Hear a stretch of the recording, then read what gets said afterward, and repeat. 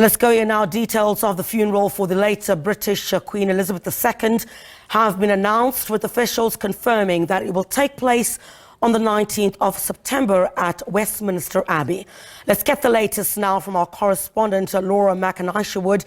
Laura, very good morning to you. Thanks indeed for your time. Talk us through what we know now and what officials have told us about the final send-off.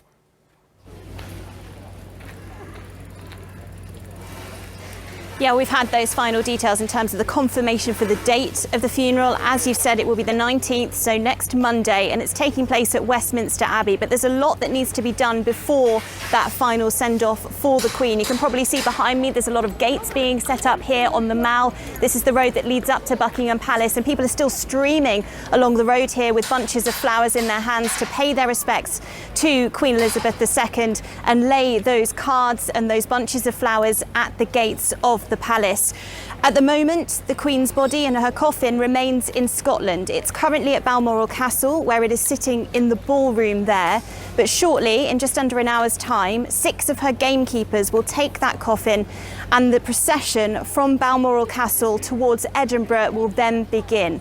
She's expected to lie in state for a couple of days in Edinburgh, with the Crown of Scotland placed above the coffin, basically recognising the fact that she was the Queen of more than England here in London, but the other states within the United Kingdom as well, those nations. And so that will be the start then of her transition from Scotland back to London. And over the next few days, there will be rehearsals for the funeral, the movement of her coffin from Buckingham Palace towards Westminster Palace, which is where the Houses of Parliament are. She's going to lie in state there in London for around 4 days for people then to pay their respects and file past that coffin.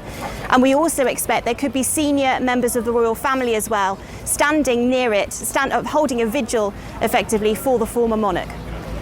Laura, what we also saw yesterday was the official proclamation of the King. What is the mood like, given that you had that official proclamation? You've got thousands of people that are still bringing flowers, as you've indicated, they've sent their condolences.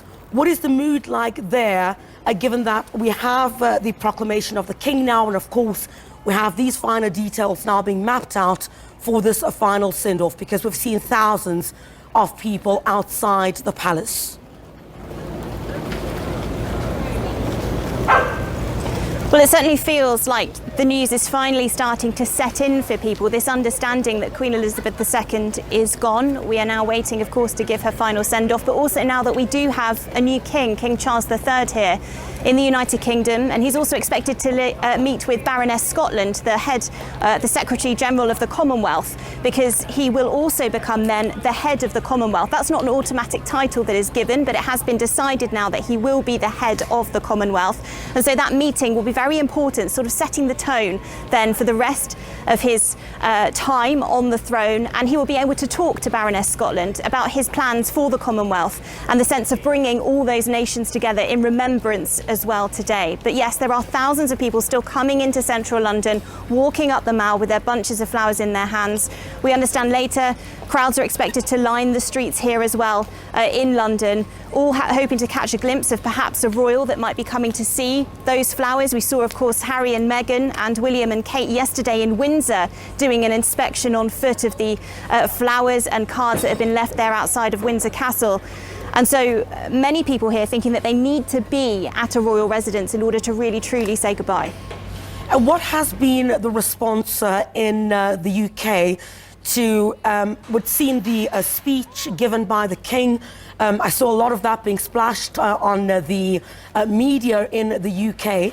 I mean, what has been the response to his words in particular about carrying on that baton of the late Queen, pledging loyalty, pledging love? What has been the general response in terms of how he plans then to take the UK forward?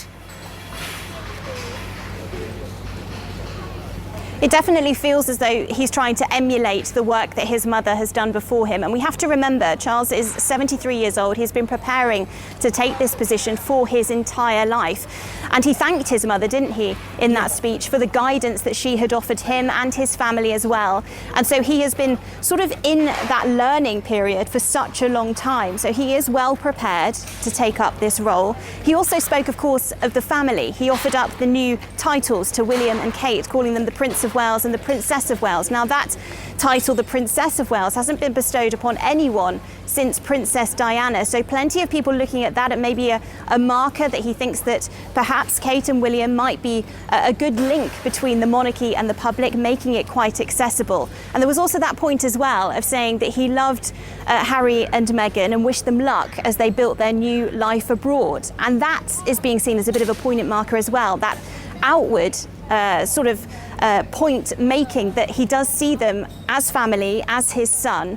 And especially over the last few months, the last year or so, when there appears to have been that rift between the brothers especially, seeing them together outside Windsor Castle yesterday has certainly been seen as a bit of an olive branch and such a difficult time for the family. Them coming together and showing that unity as being seen as a message of support and also a message that the monarchy is solid and will continue.